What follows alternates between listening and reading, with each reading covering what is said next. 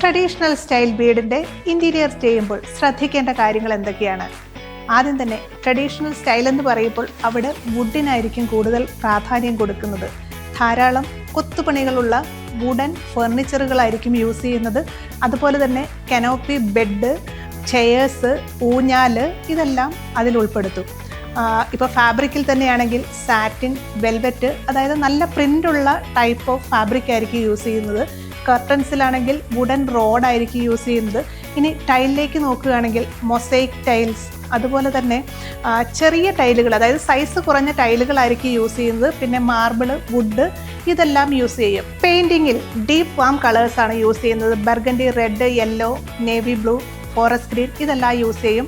അതുപോലെ തന്നെ ലൈറ്റിങ്ങിലാണെങ്കിൽ ornamental lighting, classic ഷാൻലിയേഴ്സ് ഇതെല്ലാം യൂസ് ചെയ്യും. പിന്നെ നമ്മൾ ഒരു കാര്യം ശ്രദ്ധിക്കേണ്ടത് ആൻറ്റിക് പീസുകൾ, അതുപോലെ ടെറാക്കോട്ട ടൈപ്പ് ഓഫ് പോട്ട്, ധാരാളം ചിത്രപ്പണികളുള്ള കാർപ്പറ്റ്, പെയിൻറ്റിങ്സ്, കൈകൊണ്ട് വരച്ച ഡ്രോയിങ്സ് ഇതെല്ലാം ആയിരിക്കും അതിന് യൂസ് ചെയ്യുന്നത്. അപ്പം ഇങ്ങനെ കുറച്ച് കാര്യങ്ങൾ നമ്മൾ ശ്രദ്ധിക്കണം, അതായത് ട്രഡീഷണൽ ആയിട്ടുള്ള വീട് ഇൻറ്റീരിയർ ചെയ്യുമ്പോൾ. താങ്ക്